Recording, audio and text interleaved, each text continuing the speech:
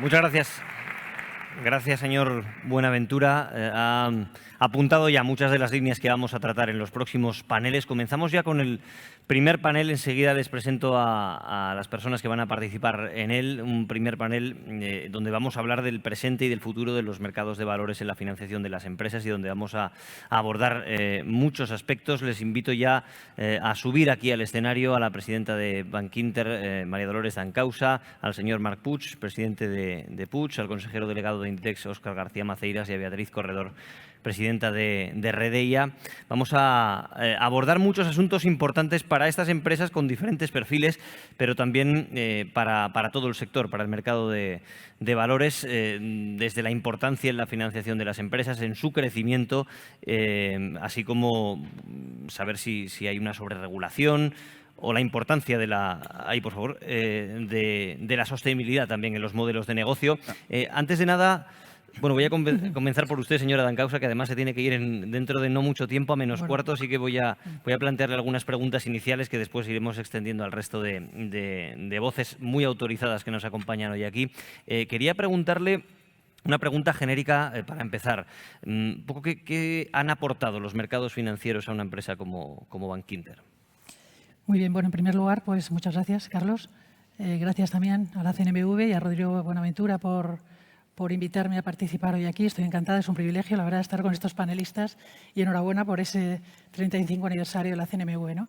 Bueno, efectivamente me tengo que marchar, con lo cual voy a pedir disculpas. Es el típico día en el que llego tarde a todos los lados, lo siento, pero bueno, eran compromisos que no puedo renunciar y, en fin, entiendo que empiezo por eso y luego ya sigues con los demás, ¿no? A ver, ¿qué ha aportado a una empresa como Bankinter? Bueno, yo creo que la historia de Bankinter, los mercados, ha sido algo fundamental para su crecimiento y para la consolidación del banco, ¿no? Nosotros salimos a bolsa en el banco en 1972, cuando nos independizamos de nuestros socios fundadores, que eran el Banco of America y el Banco Santander, e iniciamos un camino como banco independiente español.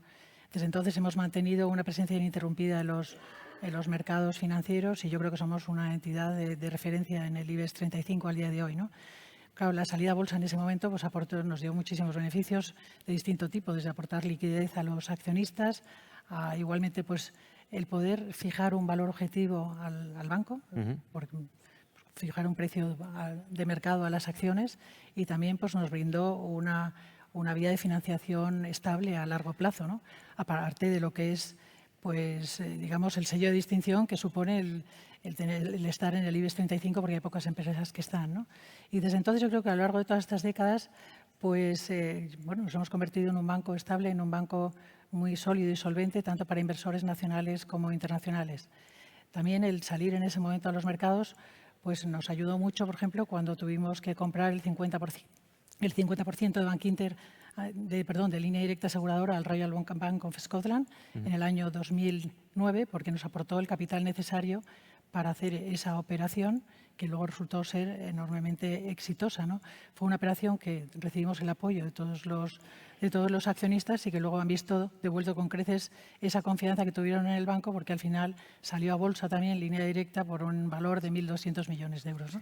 Por lo tanto, lo que quiero decir es que yo creo que la historia del banco no se entendería sin nuestra presencia en los mercados. Nosotros tenemos de alrededor de 60.000 accionistas, a los cuales repartimos el 50% de nuestros beneficios de manera estable en cash desde hace muchos años y, bueno, con una capitalización bursátil. Entonces, yo creo que, bueno, para mí es inconcebible, sinceramente, sé que hay bancos que no están, pero que un banco, a partir de un periodo prudencial desde su constitución, no busque la cotización, ¿no?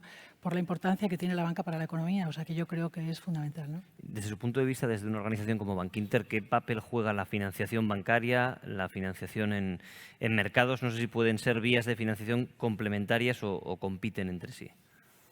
Bueno, yo diría que son ambas cosas, ¿no? Porque, desde luego, somos competidores, porque nosotros luchamos por conseguir el interés y el favor de las empresas que buscan financiación, pero también te diría que somos complementarios, ¿no? Porque, bueno, al final tiene ventajas el acceder a los mercados o la financiación bancaria en función del tipo de cliente, en función del proyecto, en función también de la dimensión de la operación, ¿no?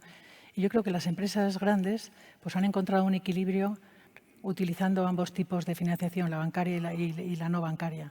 Hay que tener en cuenta que en Estados Unidos el 80% de la financiación es no bancaria. En Europa, en el Reino Unido yo creo que es un 50%, en España es menos, pero está creciendo mucho, ¿no? Por lo tanto, desde luego en el banco nosotros no solamente facilitamos esa financiación de acceso a los mercados, sino que tenemos una filial que se llama Bankinter Investment, desde la cual también pues, bueno, hacemos todo este tipo de operaciones de emisiones de deuda, ampliaciones de capital, salidas a bolsa, etcétera, ¿no? Y en todo caso, se elija el tipo de financiación que se elija, yo creo que tener un socio financiero es de confianza, ¿cuál va a ser otro? Bankinter, claramente, yo no voy a hablar aquí de otro. Pues no, pero es verdad que nos ayuda mucho a asesorar a estos clientes porque en el fondo bueno, pues podemos darles y aconsejarles todo tipo de operaciones, no solo la financiación bancaria y la de a través de los mercados de capitales, sino también financiación ICO, CESCE, en fin, los fondos NextGen, etcétera, ¿no? O sea, que el papel del socio financiero del banco en cuestión yo creo que es indiscutible siempre, ¿no? Decía la señora Causa que la importancia de los mercados en el crecimiento y en la historia de Bankinter. Me gustaría conocer la influencia que ha tenido para una empresa de otro perfil muy distinto, un gigante textil como puede ser Inditex, con unos comienzos muy particulares. Señor Óscar García Maceiras, ¿cuál es su punto de vista? Pues buenos días a todos. También muy agradecido por poder participar en este panel y felicidades a la CNMV y a todo su equipo. La salida a la bolsa, que en nuestro caso se produjo en el año 2001, nosotros lo consideramos uno de los hitos más relevantes de la historia de la empresa, ¿no? Contamos que nuestra empresa surge en 1963 con los inicios de un pequeño taller textil en A Coruña. En 1975, en mayo, estamos a punto de cumplir el 50 aniversario de la apertura de nuestra primera tienda, de nuestro primer Zara, que sigue abierto en la calle Juan Flórez en A Coruña. Y pues a lo largo de la historia ha habido otros hitos, la apertura de la primera tienda fuera de España, en Oporto en 1988, el avance en la internacionalización, el lanzamiento de nuevas cadenas, de nuevos formatos comerciales, pero sin duda ha sido un hito muy relevante en el año 2001. Para nosotros hemos cumplido todos los objetivos que buscábamos en su momento con la salida a bolsa. Primero, nos ha permitido tener un punto de referencia. Lo decía el presidente, ¿no? Al final los mercados sí, pues te sitúan en tu sitio, tienes que escucharlos con humildad, también lo decía el presidente, y a nosotros nos ha servido para referencia y también para test respecto de la calidad de la gestión, ¿no? En segundo lugar, ha servido también como escaparate, lo cual en moda y teniendo muchas tiendas es un concepto que creo que viene muy al caso en estas circunstancias. Nos ha servido de escaparate a nivel internacional, nos ha permitido atraer talento y finalmente nos ha permitido también seguir profundizando en todo un proceso de profesionalización de la gestión de la compañía, que se había iniciado ya mucho antes, pero que lógicamente una vez que uno se somete a tener que rendir cuentas trimestralmente, sujetarse a la evolución de una cotización en los mercados, pues tienes de alguna manera incrementó el grado de exigencia, aumentó el listón, lo elevó y nos hizo ser mejores, ¿no? Y para una empresa y un modelo de negocio que tiene que basarse en esa humildad, en la escucha permanente, porque realmente estamos a lo que nuestros clientes decidan en cada momento. Es un sector que no hay barreras de entrada para nuevos competidores, no hay barreras de salida. Cualquier cliente puede decir no volver a visitarte en tus tiendas o en tus plataformas online desde hoy mismo. Pues lógicamente el seguir mejorando, el seguir identificando nuevas maneras de avanzar y de evolucionar es clave, ¿no? Y el ser una empresa cotizada, estar sujeta a ese test, a esa evaluación de gestión de los mercados recurrentemente, ha sido un factor netamente positivo para nosotros. La experiencia más cercana la tiene sin duda el Grupo Puig, que ha salido este mismo año a bolsa. El señor Marc Puig es el presidente. Yo le quería preguntar por esa valoración, cómo les ha influido los mercados financieros en esa corta experiencia que tienen ahora, pero también en una empresa que tiene algunas similitudes con Inditex por ese origen familiar también. Bueno, primero de nuevo, felicidades a la CNMV y a Rodrigo Buenaventura como su representante principal. A ver, nosotros cumplimos este año como compañía 110 años de historia, ¿no? Pero como empresa cotizada, pues haremos ahora 6 meses. Por tanto, es muy muy próximo y quizá lo que yo contaré es un poco las razones por las que nos llevaron a esta solución, ¿no? Nosotros hace 20 años decidimos que queríamos ser una empresa privada, pero que funcionásemos como una empresa cotizada. Y ahora, cuando hemos salido a bolsa, lo que hemos explicado en nuestro relato es que vamos a ser una empresa cotizada que queremos seguir funcionando como si fuésemos privada, ¿no? Mirando a largo plazo y cuidando a nuestras marcas. Y la razón por la que salimos a bolsa es muy distinta, me parece a mí, por lo menos la razón principal, muy distinta de la razón por la que muchas otras empresas salen a bolsa. Porque no es por financiar, no es para dar salida, como una empresa familiar de tercera generación, pues tiene ya muchos accionistas distintos de la familia, pues no es para dar salida a algún miembro familiar que estuviese en desacuerdo o alguna rama familiar, porque no ha habido ninguna salida de ningún miembro de la familia, ni previo a la salida ni posterior a la salida. La razón por la que decidimos salir a bolsa era porque en nuestro sector, que es el sector de la belleza premium, que llamamos belleza de posicionamiento alto, el cuidado de las marcas requiere una mirada a largo plazo y requiere capital paciente. Y por esa razón, la mayoría de empresas de nuestro sector tienen una familia como principal accionista, sean cotizadas o no. Y por lo tanto nosotros, en nuestro discurso, decimos, aquí hay una familia que tiene intención de seguir siendo el representante principal o el principal accionista de este proyecto. Por lo tanto, hay una familia que va a dar o que va a seguir intentando dar mirada a largo plazo y cuidado de las marcas. Pero las empresas familiares tienen trampas, sobre todo en los procesos de transición generacional. Y por tanto, nosotros nos dijimos, vamos a salir a bolsa con una posición minoritaria en el mercado y además con una estructura de clases de acciones, que es la primera vez que se hacía en España, si no me equivoco, de distintos votos. Es un mensaje diciendo al inversor potencial, aquí hay una familia con voluntad de permanencia y de mirada a largo plazo, pero como he dicho, las familias o las empresas familiares tienen retos, sobre todo en los procesos de transición generacional, y nos parecía que ese mecanismo en donde una familia, ¿no?, hay un balance, hay un check and balances, ¿no?, que dicen los americanos, hay un balance entre la mirada a largo plazo que aporta la familia, pero a la vez la obligación del escrutinio, del rigor y del continuo obligación de dar explicaciones, nos parece que protege a la empresa de decisiones equivocadas de la familia. Nosotros hemos visto a menudo, y en nuestro sector es un ejemplo muy claro, en donde muchas empresas familiares muy exitosas en los procesos de transición generacional van perdiendo el hambre, van perdiendo la tensión, a veces hay problemas de sucesión y esas empresas van poco a poco diluyéndose, ¿no?, hasta que desaparecen, ¿no? Entonces nosotros, para intentar evitar que eso nos pueda pasar, sin que salir a bolsa nos signifique resolver los problemas que nos surjan, pensábamos que era una manera de ese balance, largo plazo, mirada familiar, escrutinio, pasar cuentas con el mercado, que nos asegure que si tomamos las decisiones incorrectas por parte de la familia, alguien nos va a pedir explicaciones. A ver si funciona, ¿no? Acabamos de empezar y el tiempo lo dirá. Está muy interesante.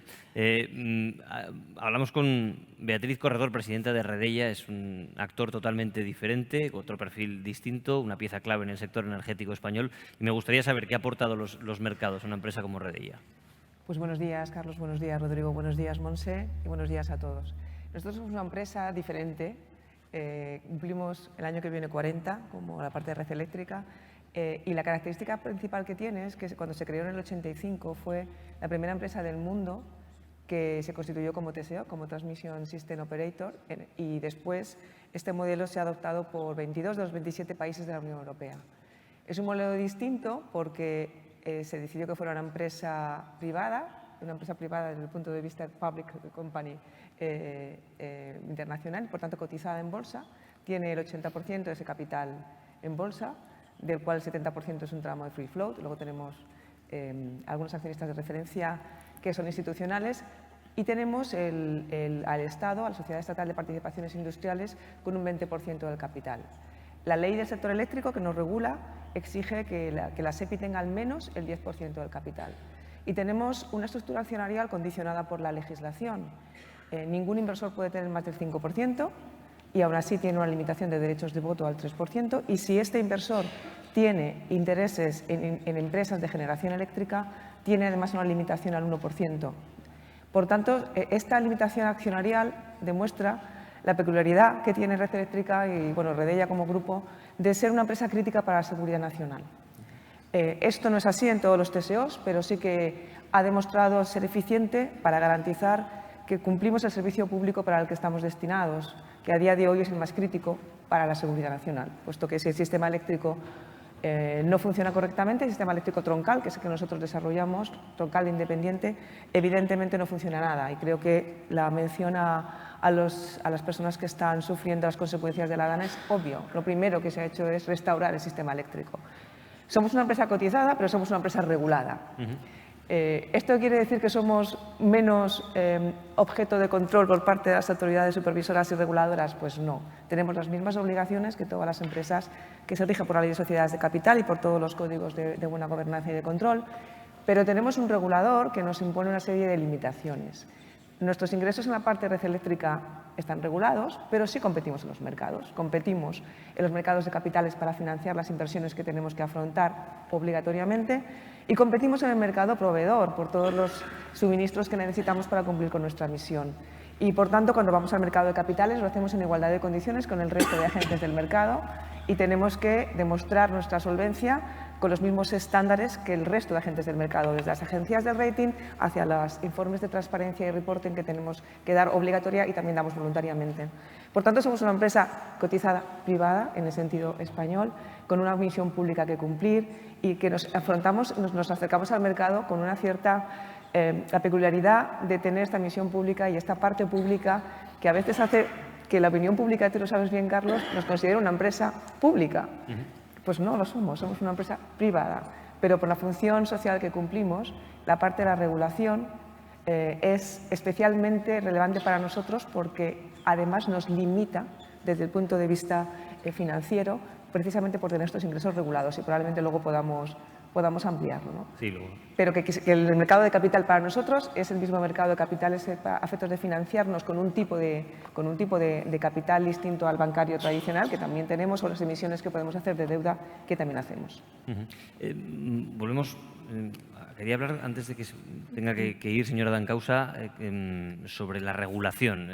Un banco ya es un organismo muy sometido a regulaciones propias de su sector. Si además está en los mercados, pues tiene una normativa extra que añadir. No sé si cree que hay demasiada regulación, si sería conveniente una regulación más laxa. Bueno, depende de qué tipo de regulación hablemos, ¿no? Es decir, yo creo que si hablamos de la regulación general, o sea, la regulación que afecta al sector financiero, indudablemente te digo que es excesiva, ¿no? Yo creo que somos posiblemente el sector más regulado, desde luego el más gravado fiscalmente. A la vista está este impuesto que nos quieren aplicar solamente a la banca, que, en fin, yo sé que no vengo a hablar del impuesto, pero claro, es que esto es injusto, discriminatorio, que no responde a cuestiones técnicas. Pero no voy a abundar en este tema que realmente nos tiene pues bastante fastidiados y enfadados, ¿no? Pero bueno, dicho lo cual, yo creo que nosotros sí que estamos. Es decir, vamos a ver, yo le iba a decir lo siguiente. Yo creo que el sector financiero siempre ha sido un sector sumamente regulado, porque la solvencia, eso ha sido siempre así además, porque la solvencia y la solidez de la banca es fundamental para la economía de un país. Por tanto, yo creo que todos los que trabajamos en banca sabemos que la vigilancia y el control que debemos de tener es mayor que la que pueden tener otros sectores, ¿no? Eso lo tenemos asumido. Así que, dicho esto, a mí no me preocupa tanto la regulación que tenemos hoy en día, aunque efectivamente pienso que es demasiada, sino la velocidad a la que siguen aumentándose las exigencias regulatorias. Es decir, el ritmo de nuevas normativas que se siguen publicando está alcanzando unos límites alarmantes. Y lo más preocupante es que parece que no vamos a parar nunca, ¿no? Es decir, hay una velocidad de nuevos requerimientos de todo tipo, de nuevas normas, de nuevas directivas que nos llegan de Europa, que nos hacen pensar que quienes las están aplicando, o las que nos obligan a que las apliquemos nosotros, mejor dicho, pues piensan que vamos a poder absorber todas esas cargas regulatorias. Y esto es muy preocupante porque, entendiendo que el control es algo fundamental y es beneficioso, sin embargo, cuando superas esa delgada línea y te vas al abuso de control, lo que te lleva es la parálisis. Y entonces lo que sucede es que los mismos mecanismos que te impiden cometer errores, pues también te impiden cometer aciertos. Y yo creo que eso es el principio del fin de cualquier empresa, ¿no? O sea que, en cuanto a la regulación del sector financiero, podría estar hablando horas porque creo que es una locura, la verdad.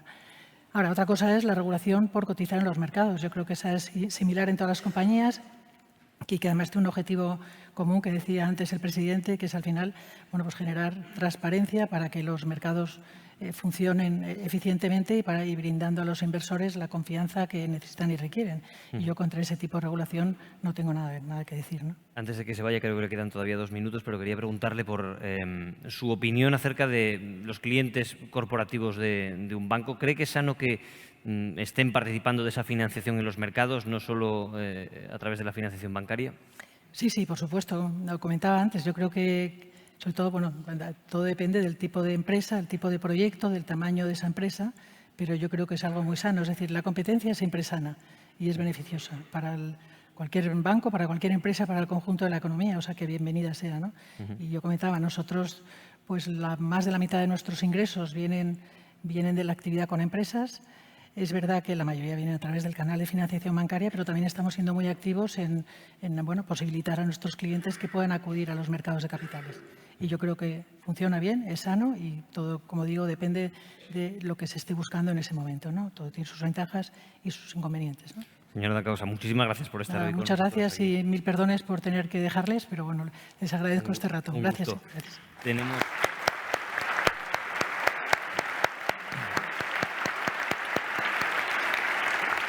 Tenemos todavía 30 minutos de conversación por delante.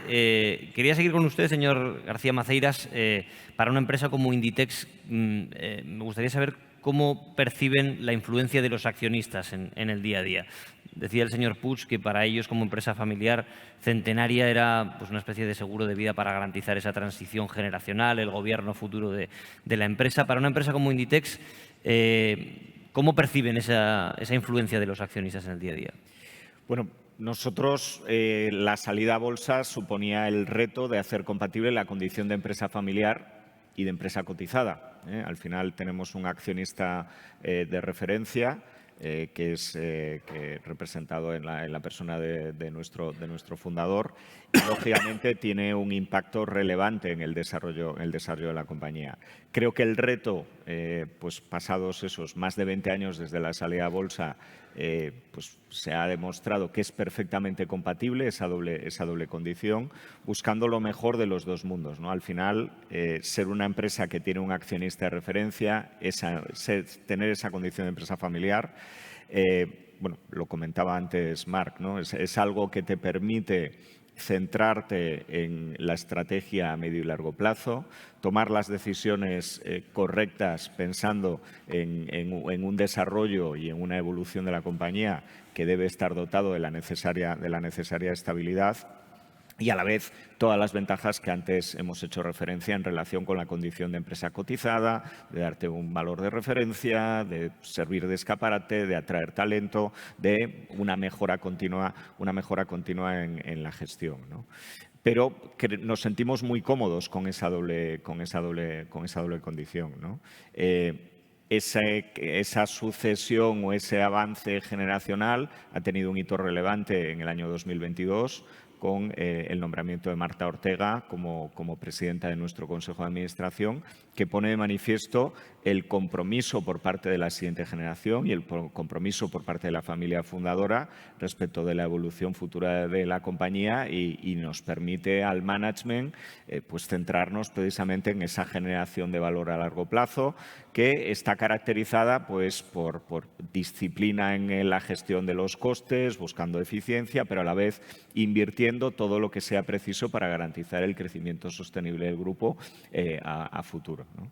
Entonces, creo que en nuestro caso la condición de empresa familiar subsiste y es probablemente tendemos a decir que en todo Inditex se nota el ADN de nuestro fundador, de Amancio Ortega, que es algo que marca nuestra cultura empresarial, y hemos sido capaces en estos más de 20 años de hacer compatible ese ADN, esa cultura, esa presencia, esa impronta familiar con nuestra condición de una empresa cotizada que tiene otro tipo de accionistas, con otros perfiles, pero para los que les hemos resultado atractivos a lo largo del tiempo, precisamente por esa visión más de medio, de largo plazo y de generación de un valor sostenible a futuro.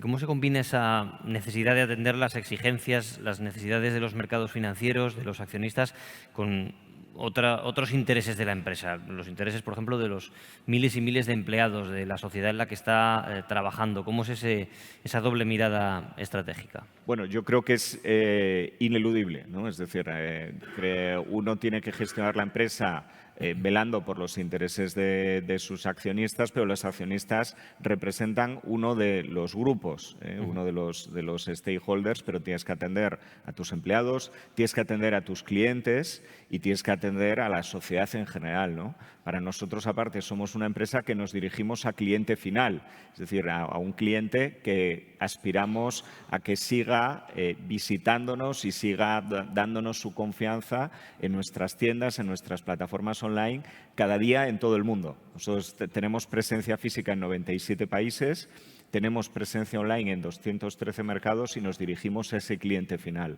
Si exclusivamente estuviéramos focalizados en los intereses de los accionistas, incluso aunque fueran incompatibles con los intereses de nuestros empleados, más de 160.000, los intereses de nuestros clientes o de la sociedad en general, en un determinado momento el modelo se rompería seguro, ¿no? Entonces tenemos que hacer compatible el atender a todos esos intereses.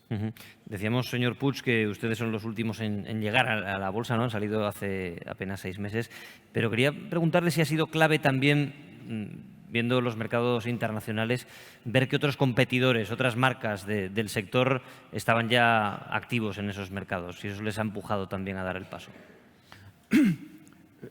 Como he explicado, la razón principal nuestra ha sido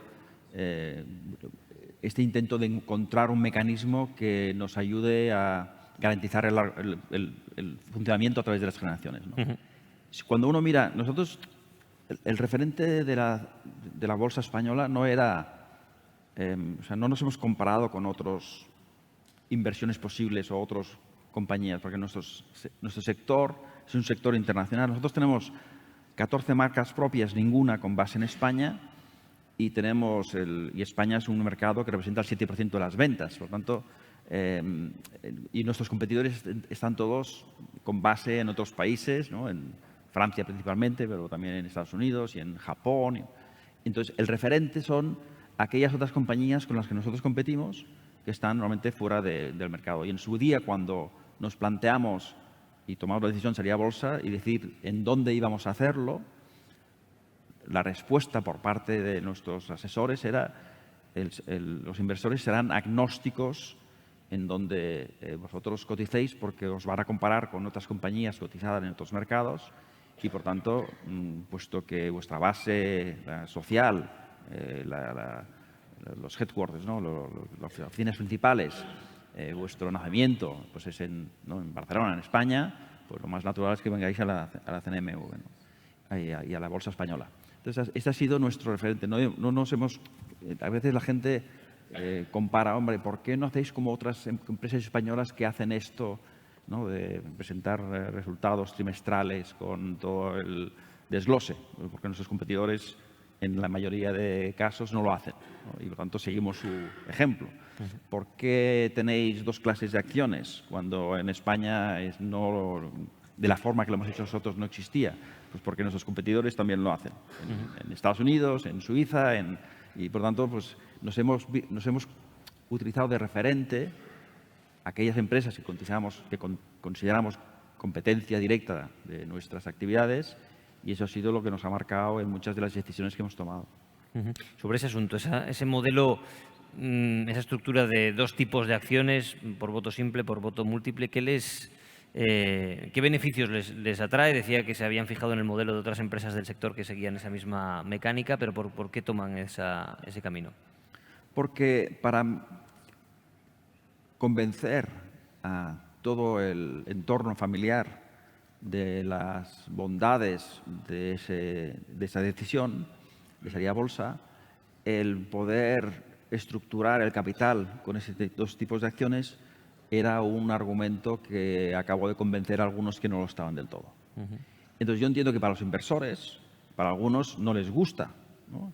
Y simplemente nuestra respuesta, si lo entendemos perfectamente, pero el mensaje es, aquí hay una familia con voluntad de largo plazo y de compromiso y de permanencia. Para algunos inversores, sobre todo aquellos que miran a largo plazo, es una garantía de que hay alguien detrás de este proyecto que se va a ocupar y por tanto les da confianza a apoyar el proyecto y a invertir. Para muchos otros, que no les parece injusto unfair, bueno, no sé cómo decirlo, injusto ser, ¿no? De alguna manera, no muy fuerte. Pues yo les digo, no, sí, lo entiendo perfectamente, que no inviertan, no pasa nada, ¿no? Igual hay un descuento en la acción por esa razón, pero nosotros intentábamos atraer a inversores de largo plazo, porque nuestra voluntad es mirar a largo y para muchos de ellos esa condición de un referente accionista que tiene la voluntad y que expresa la voluntad de estar a largo plazo era atractivo. Y esa fue la razón por la que escogimos esa solución. Decía antes, señora Corredor, que Redeia es una empresa particular, se diferencia del resto de las que están hoy aquí representadas, pero también por esa participación de la SEPI, siendo una empresa privada, es además una empresa en un sector donde la innovación tecnológica tiene un enorme peso, donde las infraestructuras tienen también un enorme peso y un altísimo coste también. No sé si eso explica esa presencia en los mercados financieros, esa necesidad de invertir grandes sumas de dinero en infraestructuras y en sistemas. La verdad es que las inversiones que estamos acometiendo están multiplicándose por 3 desde antes de la pandemia, porque nosotros las inversiones que hacemos en España a través de Red Eléctrica son las que desde el Gobierno, en un documento que se llama Planificación Estratégica, deciden que son las que el país necesita para las prioridades de política energética que se marcan desde el Gobierno. Estas prioridades de política energética, en el caso del que estamos ahora, son la integración, por supuesto, la primera de todas, que es la garantía de la seguridad y la calidad del suministro eléctrico en todo momento para todos los consumidores, la integración de renovables de forma segura en el sistema para hacer que nuestro mix energético consiga los objetivos del Plan Nacional Integrado de Energía y Clima, que son muy ambiciosos.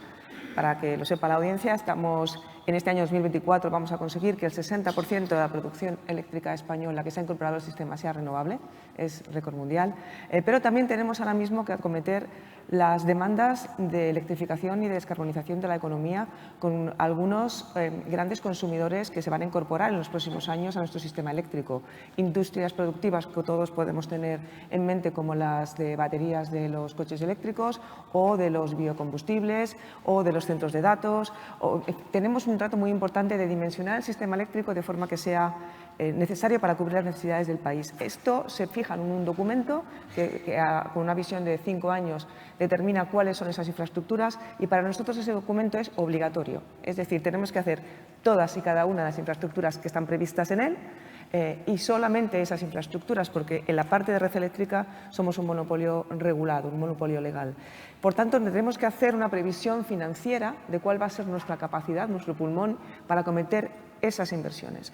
Y eso lo tenemos que hacer calculando, pues, obviamente, nuestra capacidad inversora, la capacidad de gestión con las administraciones públicas, regionales y locales, que son los que al final van a otorgarnos las licencias y autorizaciones que necesitamos. Y tenemos que hacer también pensando cuál va a ser la retribución que vamos a recibir por los activos. Retribución que nada tiene que ver como seguramente todos ustedes saben, con el precio en megavatio hora, puesto que no generamos electricidad, sino que tiene que ver con que nuestro regulador, que es la CNMC, la Comisión Nacional de Mercados y Competencia, determina para estas infraestructuras. Por tanto, con esas reglas del juego, es decir, unos ingresos determinados por la protección del sistema desde el punto de vista del consumidor, que nos dice cuánto podemos cobrar en cada caso, por cada actividad y por cada infraestructura, y con esas necesidades de inversión tenemos que hacer una previsión para salir al mercado y poder dotarnos para cubrir esas necesidades financieras. Esto hace que para nosotros la calificación crediticia que tenemos como empresa sea absolutamente relevante, y esto, a día de hoy tenemos una calificación crediticia de las agencias a la que nos sometemos de A- con perspectiva estable, y en un año en el que nuestros ingresos van a caer como consecuencia de un cambio regulatorio que se produjo ya hace unos años, pero que nos impacta este año, pues evidentemente es muy retador. Y la estructura financiera que el equipo tiene que desarrollar y que el Consejo de Administración decidió hace 5 años estaba muy pendiente de poder acometer simultáneamente una caída de ingresos regulados antes del siguiente periodo regulatorio, que estamos ahora mismo en un momento de enorme incertidumbre porque tiene que salir a lo largo del primer semestre del año que viene, y además acometer de forma solvente unas inversiones que multiplican por 3 las de hace 3 años, ¿no? Vamos a superar en 2024 1.000 millones de inversión en España para acometer esta red de transporte. Por tanto, somos muy conscientes de la responsabilidad que tenemos. Para nosotros el mercado de capitales es una herramienta necesaria, y para nosotros que el mercado considere que somos suficientemente solventes desde el punto de vista de gobernanza, desde el punto de vista de transparencia, y que estamos regulados y regidos como cualquier otra empresa de las cotizadas del IBEX 35, es absolutamente crítico. Por eso la relación con el mercado de valores, con la Comisión Nacional del Mercado de Valores, va más allá del cumplimiento estricto, obviamente, de las obligaciones que se nos imponen como sociedad cotizada, y procuramos anticiparnos a las recomendaciones, tanto españolas como europeas, para demostrar al mercado que puede confiar en nosotros, puesto que somos en cierta medida un mono defensivo, y como tal el mercado nos considera con inversores a muy largo plazo que confían en nosotros más allá del estado más o menos coyuntural oportunista de las bolsas en cada momento. El sector de la energía seguramente, si no el más, es de los sectores que más cambios están sufriendo, ¿no? y que más inversión requieren en ese sentido, hacia sistemas más sostenibles, hacia nuevas energías, más eficientes. No sé si esa búsqueda de la sostenibilidad es un atractivo para los inversores también en el caso de Redeia. A ver, el Consejo de Administración, que está formado por 12 miembros, de los cuales 7 son independientes, tenemos 3 consejeros dominicales, está muy pendiente de cómo evoluciona la percepción del mercado en temas de sostenibilidad. Es cierto que en esto hemos querido ser siempre pioneros y anticiparnos a las normas y a las recomendaciones que se hacen a las cotizadas, y así se demuestra del hecho que tenemos desde 2018 una Comisión de Sostenibilidad que se dedica de forma rigurosa a gestionar que la sostenibilidad empape toda la organización, desde el Consejo de Administración hasta el último técnico, y por eso nos hemos sometido de forma voluntaria a la evaluación de nuestro informe de sostenibilidad, que ya cumple 20 años y que presentamos a la Junta General de Accionistas. Y nos anticipamos a los requerimientos europeos, tanto en materia de los estándares que se van a poner ahora en marcha como consecuencia de la Directiva Europea de Sostenibilidad, como a todos los principales índices internacionales que valoran cuando una compañía está siendo realmente transparente y no está haciendo ningún postureo verde ni postureo social con el cumplimiento de las normas ESG, que no solamente es la gobernanza, que evidentemente lo es y para nosotros es muy relevante, no solamente es el respeto medioambiental, la alineación con la taxonomía. Fuimos la primera empresa de nuestro sector que nos alineamos con la taxonomía. De hecho, las actividades de la parte de red eléctrica, en esa parte somos 100% elegibles por la taxonomía, sino también ser capaces de vincular nuestra financiación a los criterios de sostenibilidad. De hecho, nosotros tenemos bastantes emisiones de bonos verdes, hemos hecho 2 este año, y estamos vinculando estas emisiones a estar o no en índices de sostenibilidad, y esto nos supone también un ahorro cuando vamos al mercado, ¿no?, en cuanto a los tipos que se nos imponen. Lo que pasa es que tenemos una cierta preocupación porque en los últimos meses se está percibiendo una cierta desconfianza hacia el mercado de los inversores socialmente responsables. Nosotros, en nuestro tramo institucional, tenemos más del 44% de nuestros accionistas son socialmente responsables, y en esto superamos la media de España, del sector y de Europa.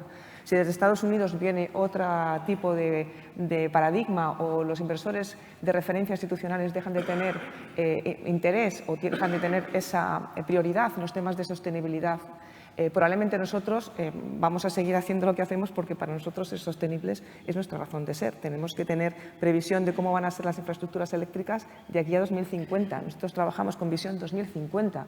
Estamos preparando las infraestructuras que van a estar en vigor dentro de 100 años y esto requiere inversión en innovación, una vigilancia tecnológica, tener siempre muy en cuenta cuáles son los sandboxes regulatorios que se nos van a poner sobre la mesa para ser capaces de estar técnicamente donde se nos exige estar.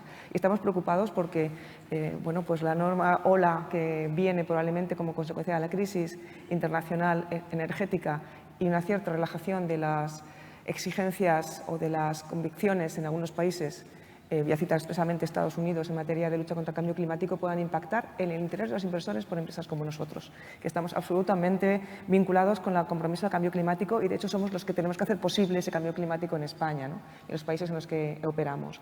Por tanto, estamos preocupados, pero seguimos estando a la vanguardia y somos pioneros en la rendición de cuentas en materia de sostenibilidad y ahí están los índices que nos valoran y que nos evalúan y que para la compañía requieren muchas horas de trabajo, miles de indicadores de gestión y, como bien sabe esta casa, una apuesta muy rigurosa por el sistema de control interno de la información no financiera, que, bueno, como sabe Rodrigo y sabe Monse, nosotros no vamos a cumplir estrictamente la guía técnica de la Comisión de Auditoría porque todo el sistema de control interno de la información no financiera la tenemos ya muy madura en manos de la Comisión de Sostenibilidad y, por tanto, hemos hecho una gobernanza interna que le da a las dos comisiones la misma relevancia para elevar al Consejo la propuesta en este sistema de control interno, con permiso de la autoridad supervisora. Nos quedan algo menos de 10 minutos, pero quería plantearles algunas preguntas más genéricas para todos ustedes.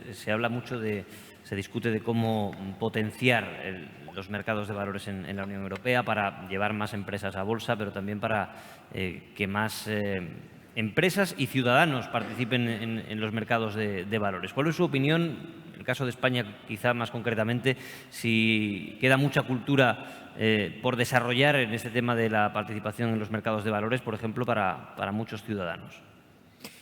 Bueno, yo creo que nuestro caso es un ejemplo de la posibilidad de competir a nivel internacional siendo una empresa cotizada, siendo una empresa domiciliada en España y cotizada en los mercados de valores españoles.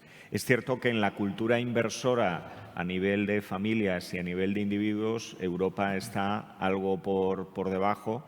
El ahorro europeo tiende más a otras formas de ahorro y no tanto a la inversión a través de los mercados. Y eso es un reto muy importante, ¿no? Porque al final el propio desarrollo de la economía europea tendrá que estar apalancado en un esfuerzo inversor importante por parte del sector público, pero en un esfuerzo inversor también muy importante por parte de las familias y de los individuos europeos, que aparte, cuando invierten en los mercados, no necesariamente están invirtiendo en Europa, ¿no? Entonces, creo que hay determinados retos culturales de cambio de pautas de inversión por parte de las familias, por parte del sector privado, de cara a contar con los capitales necesarios para seguir avanzando en los retos que tenemos como construcción europea. Señor Puig.